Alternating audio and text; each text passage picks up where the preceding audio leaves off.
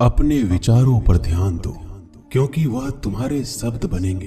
अपने शब्दों पर ध्यान दो, क्योंकि वह तुम्हारे कर्म बनेंगे।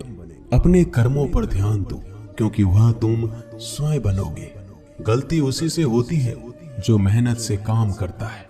निकम्मों की जिंदगी तो दूसरों की बुराई खोजने में खत्म हो जाती है। इज्जत इंसान की नहीं होती है, जरूरत की होती है। जरूरत खत्म तो इज्जत खत्म। बोलना सीखिए, वरना जिंदगी भर सुनना पड़ेगा।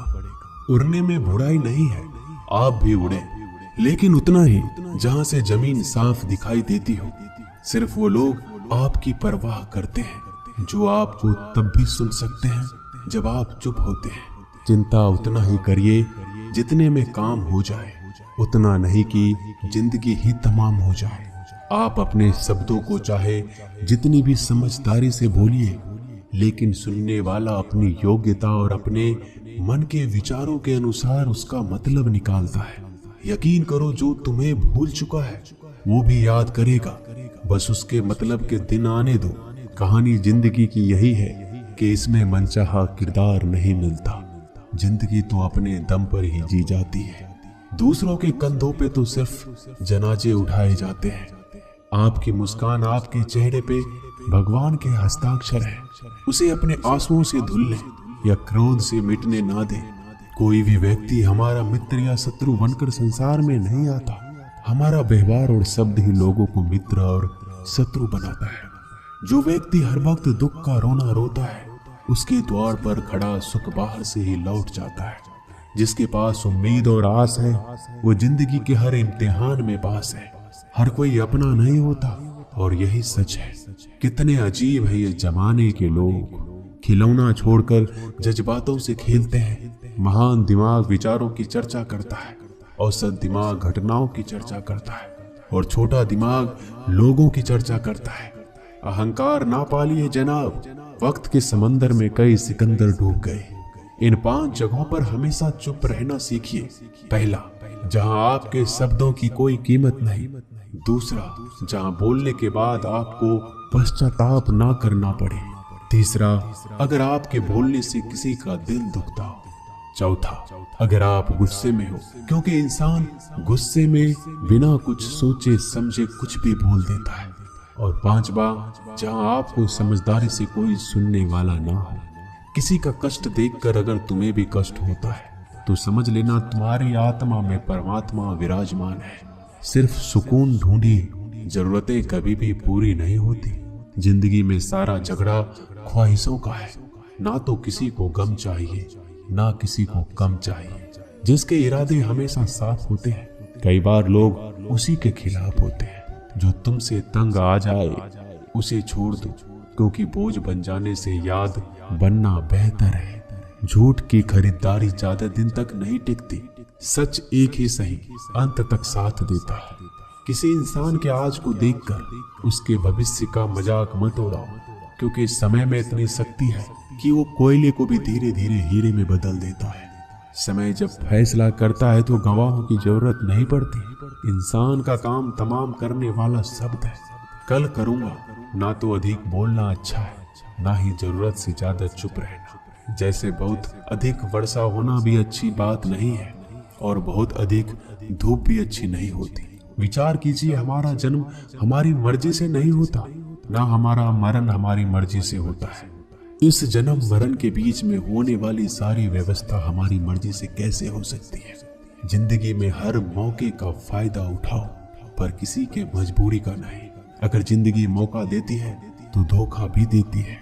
जिंदगी की सबसे अच्छी दवा है जिम्मेदारी। एक बार पी लीजिए साहब, जिंदगी भर थकने नहीं देगी। जीवन में प्रयास सदैव कीजिए। लक्ष्य मिले या अनुभव, दोनों ही अमूल्य है। जिंदगी में तकलीफें तो हवा के झोंकों सी होती है, जो आती है और चली जाती है। पर ये जब जब आती है तो सभी के नकाब उतार कर जाती है। जो आपने सोचा है जरूरी नहीं कि वो मिल जाए, मगर जो भगवान ने सोचा है वो आपको जरूर मिलेगा। इंसान कर्म करने में अपनी मनमानी कर सकता है, मगर फल भोगने में अपना वो होता है जिसके साथ बातें खुलकर की जा सके। ना कि संभल कर मनुष्य अहंकार और गलतफहमी के कारण महत्वपूर्ण चीजों से दूर रहता है। गलतफहमियां सच नहीं बताती और अहंकार सत्य को देखने नहीं देता। अगर आपके साथ जिंदगी खेल रही है तो आप निश्चित ही एक बेहतरीन खिलाड़ी होंगे। जिंदगी का काम है ठोकर मारना। बिखरना है या निखरना है ये तो आप पर निर्भर करता है। आज तुम्हारे जीवन में कितनी मुसीबतें हैं, इससे कोई फर्क नहीं पड़ता।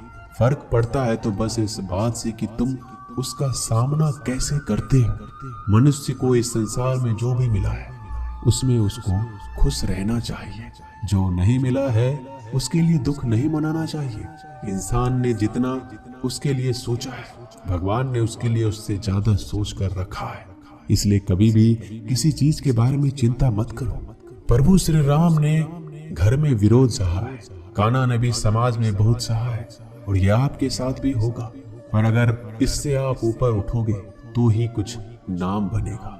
दूसरों पर निर्भर रहने वाले लोग कभी खुश नहीं रह पाते। इसलिए इस लायक बनिए कि आपकी इच्छाओं का आप स्वयं पूरा कर सके। एक गांव में आग लग गई। आग बढ़ती जा रही थी। गांव वाले अपनी जान बचाने हेतु इधर उधर भाग रहे थे। एक चिड़िया ने इस दृश्य को देखा और अपनी चोंच में पानी भरकर आग बुझाने का प्रयास करने लगा। वो बार बार अपनी चोंच में पानी लाती और आग पर डालती। जब गांव वाले ने चिड़िया को आग पर पानी डालते देखा तो उनमें भी जोश आ गया और बोला, अगर ये चिड़िया प्रयास कर रही है तो हम क्यों नहीं कर सकते। सबने प्रयास किया और आग बुझ गई। ये सब एक कौवा देख रहा था। उसने चिड़िया से कहा कि तेरे पानी डालने से कुछ होना तो था नहीं, फिर ये क्यों कर रही थी। चिड़िया ने कहा, मेरे पानी डालने से कुछ हुआ या नहीं हुआ, लेकिन मुझे गर्व है कि जब इस आग की बात होगी तो मेरी गिनती आग बुझाने वालों में होगी, तेरी तरह तमाशा देखने वालों में नहीं। एक बार एक किसान अपने खेत में काम कर रहा था। खेत में काम करते करते किसान की घड़ी खो गई। कुछ साल पहले ये घड़ी किसान को उसके पिताजी ने दी थी, इसलिए वो घड़ी उस किसान के लिए बहुत कीमती थी। अब किसान सब काम छोड़कर घड़ी ढूंढने लगा, लेकिन बहुत देर होने के बाद भी वो घड़ी नहीं मिली। तभी किसान ने पास में खेल रहे बच्चों को बुलाया और उनसे कहा, बच्चों, इस खेत में मेरी घड़ी गुम गई है। मैं बहुत देर से घड़ी ढूंढ रहा हूँ। तुम में से जो मेरी घड़ी ढूंढने में मदद करेगा, मैं उसे एक इनाम दूंगा। इनाम के उत्साह में सब बच्चे उस घड़ी को ढूंढने में लग गए, लेकिन इतने बड़े खेत में छोटी सी घड़ी ढूंढना बहुत ही मुश्किल काम था। कुछ घंटों बाद सब बच्चे जाने लगे। किसान ने भी अपनी उम्मीद छोड़ दी। वो भी घर जाने की तैयारी कर रहा था। आखिर में एक बच्चा किसान के पास आया और बड़े शान से कहा कि सब बच्चे चले गए, बस मुझे थोड़ी देर और घड़ी ढूंढने दीजिए। किसान ने कहा, ठीक है, मैं कुछ देर बाद आता हूँ, तुम देखो जब तक घड़ी मिलती है या नहीं। किसान जब 20 मिनट बाद आया तब बच्चे के हाथ में घड़ी थी। किसान आश्चर्यचकित हो गया और बच्चे से पूछा, कितना जल्दी तुमको घड़ी कैसे मिल गई। बच्चे ने कहा, सब जा चुके थे। अब इतनी शांति थी कि मैं धीरे धीरे पूरे खेत में घूमकर आवाज सुनने लगा। जैसे ही शांति में मुझे आवाज सुनाई दी, वैसे मुझे पता लग गया कि घड़ी कहाँ पर है। दोस्तों, ये कहानी शांत दिमाग का बहुत ही बढ़िया उदाहरण है। जब हमारा दिमाग शांत होता है, हर बड़ी चिंता खत्म हो जाती है और आसपास का शोर भी खत्म हो जाता है। तो हमारा दिमाग अपने आप काम करता है और हमें सही दिशा दिखाता है।